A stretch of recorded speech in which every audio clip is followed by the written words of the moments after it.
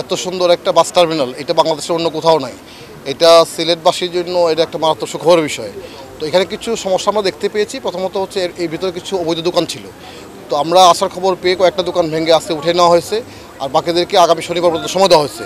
শনিবারের পরে আমরা রোববার দিন এখানে আসবো। যদি ওই সময় কোনো দোকানপাট থাকে সেটা আমাদের সরকার আমরা ভেঙে দেবো। আমরা আশা করছি এর মধ্যে যার যে দোকান যেগুলো অবৈধ আছে সেগুলো তারা সরিয়ে নিয়ে যাবে একটি বিষয়।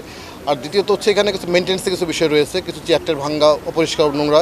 তো এগুলি যারা ইজারাদার আছেন, একই সাথে যারা ব্যবহার করছেন, আমাদের বাস মালিক সমিতি, আমাদের শ্রমিক যারা আছেন, তাদেরকে বলা হয়েছে জিনিসটা সুন্দর করে। কারণ এই জিনিসটা শুধু বাড়াইলেই হবে না, এটার কিন্তু মেনটেন্সটা ভালো থাকে, ব্যবহারটা ভালো করে করে। কারণ ভালো করে ব্যবহার করতে পারলে এই জিনিসটা অনেক দিন যাবে। এত সুন্দর একটা বাস টার্মিনাল কিন্তু অন্য কোথাও আমার দেখা জানা মতো কোথাও নেই। সুতরাং এই প্রতিষ্ঠানটা যারা বানিয়েছেন তাদেরকে আমরা ধন্যবাদ জানাই, এবং বাস্তবায়ন করে সিটি কর্পোরেশন তাদেরকে অবশ্যই ধন্যবাদ পাওয়ার যোগ্য। এবং আমরা আজকে সিটি কর্পোরেশন যৌথভাবে এখানে আসছি, কারণ এই বিষয়গুলো নিয়ে আমাদের গত আইন শৃঙ্খলা মিটিং আলোচনা হয়েছে যে এখানে এই বাস টার্মিনালে কিছু দোকান অবৈধ হয়ে গেছে। তো সেই অবৈধ দোকানগুলোকে আইডেন্টিফাই করার জন্য আজকে মূলত এখানে আসছিলাম। তো আমরা মনে করি যে সবাই মিলে যখন কাজ করবো, এখানে মালিক সমিতি, শ্রমিক সমিতি, সিটি কর্পোরেশন, জেলা প্রশাসন, একই সাথে যারা ইজারা নিয়েছেন, সবাই মিলে কাজ করলে এই বাস টার্মিনাল একটা সুন্দর একটা আদর্শ বাস টার্মিনাল হবে বলে আমি মনে করি।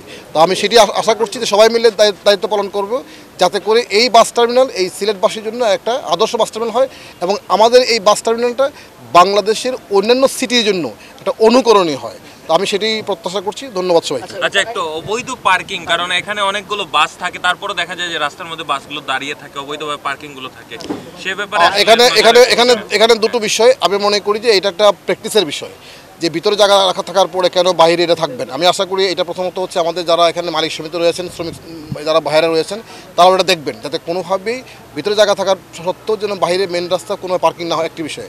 আর দ্বিতীয়ত হচ্ছে যে এখানে এখন যেটা হয়েছে, আসলে বাসের সংখ্যাও একটু বেড়েছে, সবগুলো বাসকে হয়তো পুরোপুরি অ্যাকোমোডেট করা যায় না, সেটাও আমরা খেয়াল করছি যে আসলে বিকল্প কী ব্যবস্থা করা যায়। এটা তো অনুরোধ থাকবে যেটা, সেটা হলো যখন জায়গা থাকবে ভিতরে, অবশ্যই যেন তারা ভিতরে পার্কিং করে, কোনোভাবেই যেন বাইরে পার্কিং করে যানজট তৈরি না করে, জনগণের চলাচল অসুবিধা তৈরি না করে। আমরা আশা করছি সবাই মিলে এখানে যারা দায়িত্ব পালন করেন বা যারা ব্যবহার করেন, তারা কিন্তু খুব গুরুত্বপূর্ণ। কারণ এখানে প্রতিদিন এসে কিন্তু আমাদের পক্ষে দেখা সম্ভব নয়। এখানে যারা সার্বক্ষণিক দায়িত্বে থাকেন, আমরা আশা করি তারা দায়িত্ব পালন করবেন এবং নিজের বিবেকের কাছ থেকে দায়িত্ব পালন করবেন, যারা এত সুন্দর একটা জিনিস আমাদেরকে সরকার বানিয়ে দিয়েছে, সুতরাং আমরা সঠিকভাবে ব্যবহার করি, যাতে করে মানুষের কোনো কষ্ট না হয়, মানুষজন যেন এটা সুফল পায়। না, এখানে আমাদের অনেকগুলো প্রায়োরিটি এরিয়া আছে।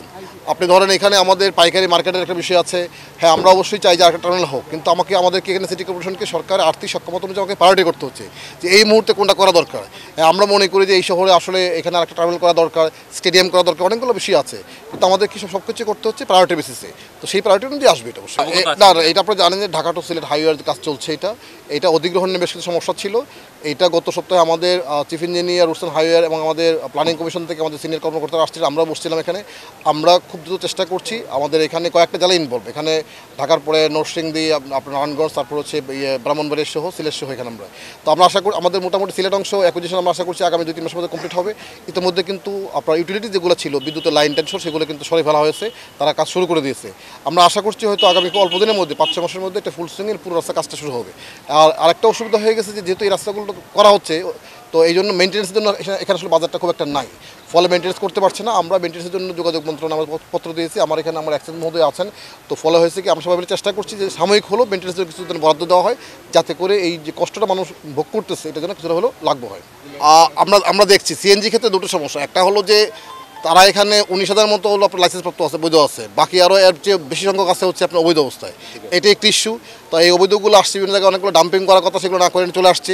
তো আমরা সেটাকে 22 থেকে 15 সময় দিয়েছি। 22 তারিখের মধ্যে যে সমস্ত সিএনজিগুলো এখানে লাইসেন্স নাই, সেগুলো এখানে এই শহরে ব্যবহার করার অনুমতি দেওয়া হয়নি, সেগুলো শহরের বাইরে চলে যাবে, যা মানে উপজেলা পর্যায়ে।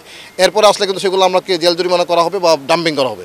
আর যেখানে আপনার হচ্ছে যে জায়গা দরকার পার্কিংয়ের জন্য, সেটা আমরা দেখতেছি যে কোথায় কোথায় পার্কিং জায়গা আছে। আরেকটা বিষয় হচ্ছে তারা অনেক সময় ওই পার্কিং জায়গাটা ছেড়ে মেন রোডে চলে আসে, এটা যাতে আসতে না পারে সেজন্য আমরা এখন একসাথে আমরা আগে অ্যাওয়ারনেস করছি, একটা গ্রাউন্ড তৈরি করছি, ওকে বোঝানোর চেষ্টা করছি যে তোমার দায়িত্ব এইটা, যখন করা হবে না তারপর কিন্তু তার আইনগত ব্যবস্থা নেওয়া হবে।